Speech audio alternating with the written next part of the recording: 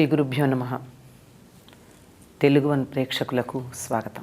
శ్రావణ మాసంలో శుద్ధ చతుర్థి, శుద్ధ పంచమి ఈ రెండింటిని నాగ చతుర్థి, నాగ పంచమి అనేటటువంటి పేర్లతో పిలుస్తూ ఉంటారు. దక్షిణ దేశంలో మనమంతా నాగులని కార్తీక మాసంలో నాగుల చవితి నాడు ఆరాధిస్తూ ఉంటాం. కానీ ఉత్తర దేశంలో ఈ శ్రావణ మాసంలో చతుర్థి నాడు, పంచమి నాడు 2 రోజుల్లో కూడా ఆరాధించే సంప్రదాయం ఉంది. దీనికి 2 రోజులు ఏమిటండి, అందులోనూ పక్కపక్కనే అంటే దానికి ఒక మాట చెప్తారేమంటే, పాములలో ఉన్నటువంటి 2 జాతులు కనపడతాయి మనకి. వాసుకి ఇత్యాదులు ఒకటైతే ఆదిశేషువు మొదలైనవి మరొకటి. ఈ రెండింటిని ఈ 2 జాతుల్లో ఒకదానికొక రోజు అని ఒకళ్ళు చమత్కారంగా చెప్పారు. ఏ పురాణ ఆధారం ఉందో. అయితే పంచమికి చవితి ఎప్పుడూ కూడా నాగులకి సంబంధించిన ప్రత్యేకమైనటువంటి దినం. అది కార్తీక మాసంలో కావచ్చు, ఇప్పుడు కావచ్చు. ఎందుకు మనం ఈ నాగులను ఆరాధిస్తాము? అది చవితి నాడవనండి, పంచమి నాడవనండి. ఎందుకు ఆరాధిస్తాము అంటే సత్సంతానం కలగాలి అనే అభిప్రాయం ఉన్నటువంటి వారు తప్పనిసరిగా నాగ ఆరాధన చేస్తారు. దీనికి కారణం ఏమిటి అంటే, మానవ శరీరంలో ప్రత్యుత్పత్తికి కారకమైనటువంటి శుక్ర ధాతువు ఏదైతే ఉందో అది అలా కదులుతూ పాములాగా కదులుతూ కనపడుతుంది. పాముల కదలికలాగా ఉంటాయి వాటికి, శుక్రధాతువులకి.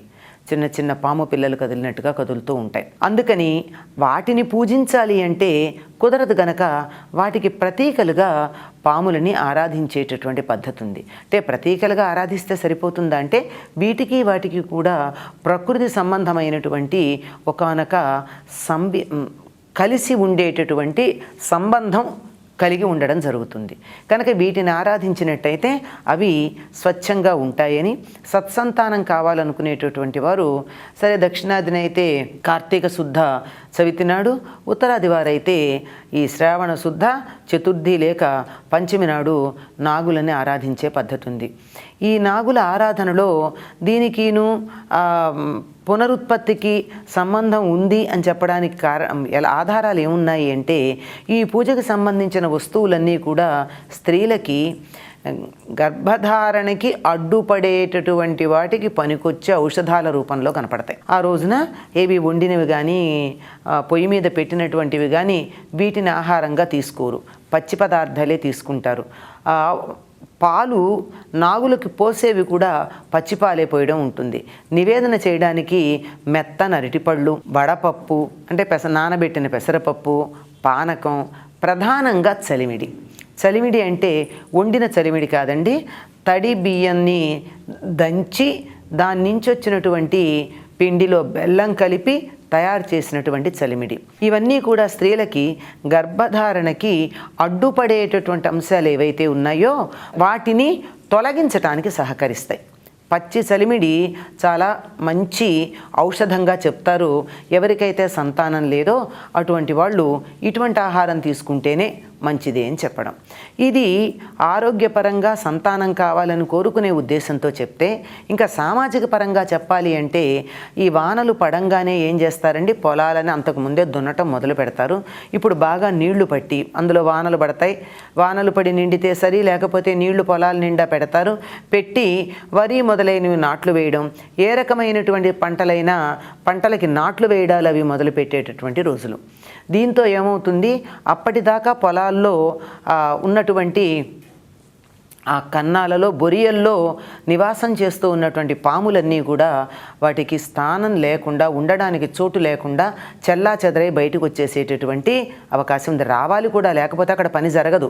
పొలంలో దిగి పనిచేస్తున్నటువంటి వాడు ఎక్కడ పడితే అక్కడ పాములు ఉంటే ఏ పాము మీద కాలేస్తానో, ఏది కాటేస్తుందో భయపడుతూ ఉంటాడు.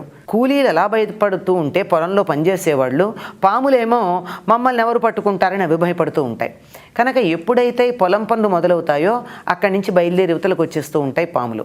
ఈ వచ్చేటటువంటి సందర్భంలో కనపడంగానే మనిషికి ఏమిటండి, ప్రాణభీతి హెచ్చవడంతో వెంటనే కనపడిన పాముని కనపడినట్టు చంపేస్తూ ఉంటారు. అలా చంపకుండా ఉండాలి అంటే పాముల్ని పూజించటం అనేది మనం ఒక ఆధ్యాత్మికమైనటువంటి అంశంగా జనుల యొక్క మనస్సుల్లో గాఢంగా నాటుకుపోయేటట్టు చేయాలి. పామును చంపకూడదు. చంపకూడదంటే ఎట్లా? చూడగానే చంపాలనిపిస్తుంది. లేదండి, పాములు దేవతలు, వాటికి మనం నమస్కారం చేసినట్టయితే అవి మననేం చెయ్యవు అని పెద్దలు మనకు చెప్పారు. నిజం కూడానండి. పాముకు గనక మనం ఇలా ఎదురుగా నిలబడి ఇలా 2 చేతులు జోడించి ఇలా నిలబడితే సాధారణంగా మంచి జాతికి చెందినటువంటి నాగజాతికి చెందిన పాము అయినట్టయితే అలాగే నిలబడిపోతుంది, లేదా తల ఉంచుకుని వెళ్ళిపోతుంది తప్ప మీద పడి కాటు వేయదు అని అనుభవం ఉన్నటువంటి వాళ్ళు చెప్పినటువంటి మాట. కనుక అటువంటి నిబ్బరం కలగాలంటే ఏం చెయ్యాలి? ఆ పాము ఎందుకుంటుందండి ఎందుకంటే మనుషులతో మనం కలిసిమెలిసి ఉండి మనుషుల మీద నమ్మకం పోయి మనుషుల మీదే లేనప్పుడు జంతువుల మీద ఎట్లా ఉంటుంది? మనకి నమ్మకం ఉండదు. నేను దండం పెడితే అది నన్ను వదిలేస్తుందా అనేటువంటి అపనమ్మకం కలుగుతుంది. కనుక అందుకని ఏం చెప్పారు? అవి దేవత సర్పాలన్నీ దేవతలుగా మనం భావించుకుంటున్నాం. దేవతలు ఎప్పుడూ నమస్కరించినట్టయితే ఆ నమస్కరించినటువంటి వారి యొక్క మేలు చూస్తారే తప్ప వాళ్ళని ఆ విధంగా ఏ రకంగా హాని చెయ్యరు అని మనసులో గాఢంగా నాటుకుపోయేటందుకు ఈ పద్ధతి మొదలుపెట్టారండి. అందువల్ల పాములని మనం చంపకుండా ఉంటాం. ఎందుకు చంపకుండా ఉండాలండి? పాముని చంపితే వచ్చే నష్టం ఏమిటి? హాయిగా ప్రాణభీతి ఉండదు కదా మనకి. పాములు ఉంటే ఎప్పుడు వస్తాయో, కాటేస్తాయో, ఏం చేస్తాయో అని నిమిషం భయపడుతూ ఉండాలి. లేకపోతే మంచిది కదా అనే ప్రశ్న రావచ్చు. కానీ ప్రకృతిలో పర్యావరణ సమతౌల్యత ఉండాలి అంటే అన్ని జంతువులు ఉండాలి.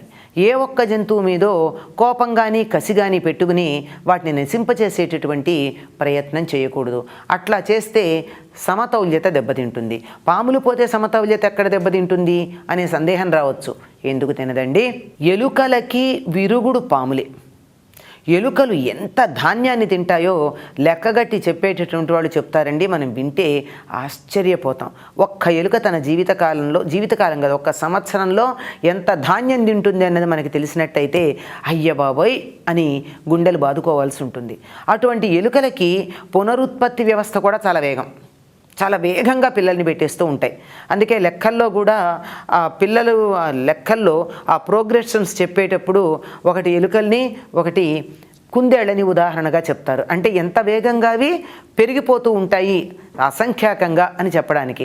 అటువంటి ఎలుకలని నియంత్రించడానికి మనం ఎంత పని చేయగలం? పొలాల్లోకి వెళ్ళి ఎన్ని ఎలుకల్ని చంపగలం? ఎన్ని ఎలుకల కన్నాల్లో మందులు వేసి వాటిని చంపే ప్రయత్నం చేస్తాం? ఇంత చేస్తే ఆ ఎలుకలు చస్తాయో లేదో తెలియదు. కాకపోతే దానికోసం వేసినటువంటి మందుల వల్ల పొలానికి, అందులో పండేటటువంటి పంటకి హాని కలుగుతుంది. అది కలగకుండానే ప్రకృతి మనకు ఒక అద్భుతమైనటువంటి నివారణ ఉపాయాన్ని ఇచ్చింది. ఏమిటంటే పాములు కప్పల్ని తింటాయని మనం అనుకుంటాం, కానీ మనకు కనపడేది అవే గనక పొలాల్లో చాలా వరకు ఎలుకల బాధ లేకుండా చేసినటువంటివి పాములు మాత్రమే. యాంటీ రోడెంట్ అని మనకి పాము గురించి చెప్పేటటువంటి విశేషణాల్లో ఒకటి చెప్తారు. రోడెంట్స్ అంటే ఎలుకల నివారణకి పనికొచ్చే గొప్ప సాధనం పాములు. అందువల్ల పాముల్ని మనం సంహరించకుండా ఉండడానికి వాటిని పూజించాలి అని మనకి చెప్పారు. మరి ఈనాడే ఎందుకు పూజించాలండి? చతుర్థి నాడు కానీ పంచమి నాడు కానీ ఎందుకు పూజించాలి? షష్ఠి నాడో, సాధారణంగా సుబ్రహ్మణ్య షష్ఠి అని చెప్పి మార్గశిర మాసంలో చేస్తాం. షష్ఠి నాడైనా చేయొచ్చు, లేదైతే అంతకుముందు తదినాడైనా చేయొచ్చు. ఇప్పుడే ఎందుకు చేస్తాము అంటే దీనికి సంబంధించి మనకు ఒక చిన్న విశేషణం ఉంది. ఏమిటి అంటే, కద్రువ అంటే కశ్యప ప్రజాపతి భార్య అయినటువంటి కద్రువ తన కొడుకుల్ని ఉచ్చైశ్రవం తోక వెంట ఉండి నల్లగా ఉన్నట్టు చూపించమని అడిగితే అబద్ధం ఎందుకు అని కాదనందుకు కొడుకులందరినీ శపించింది. కన్న తల్లి అండి శపించింది. అందుకే ఇప్పటికి కూడా మనకి పాములు 100 గుడ్లు పెడతాయిట. 100 గుడ్లు పెట్టి అందులోంచి పిల్లలు రాగానే తల్లికి కళ్ళు కనపడవుట. చాలా వరకు పిల్లల్ని పామే తినేస్తుందిట. 1, 2 బతికి బయటపడతాయి. అదే కద్రువ చేసిన పని అన్నమాట. అది ఇక్కడ మనకు కనపడుతుంది. అప్పుడు మేమంతా జనమేజయుడు చేస్తున్నటువంటి సర్పయాగంలో చనిపోతామని భయపడుతూ ఉంటే వాళ్ళందరికీ అప్పుడు భయపడి వాళ్ళందరూ వేడుకుంటే బ్రహ్మ మీకు ఇటువంటి భయమేమీ లేదు, ఆస్తికుడు అనేటటువంటి వాడు మిమ్మల్ని రక్షిస్తాడు. జనమేజయుడు చేసే సర్పయాగంలో అందరూ చనిపోకుండా మిమ్మల్ని రక్షిస్తాడు అని చెప్పి బ్రహ్మగారు అభయం ఇచ్చినటువంటి రోజు ఈ శ్రావణ శుద్ధ పంచమి. అందుకని పాములకి అభయం కలిగిన రోజు గనక మనం కూడా పాములకి అభయం ఇచ్చి మీకు మా వల్ల భయం లేదు అని పూజించటానికి వాటికి తగినటువంటి కాలంగా శ్రావణ శుద్ధ పంచమిని మనం చెప్తూ ఉంటాం. ఆ రకంగా పాముల పట్ల స్నేహభావం పెంచుకునేటటువంటి దైవీ భావన పెంచుకునేటటువంటి రోజు శ్రావణ శుద్ధ పంచమి. స్వస్తి.